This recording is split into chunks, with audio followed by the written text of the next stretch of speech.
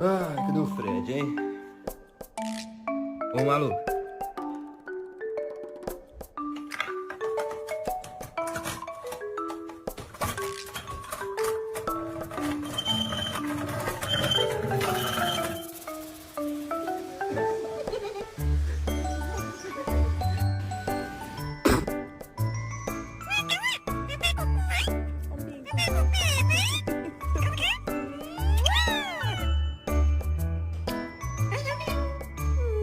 I love you too, buddy.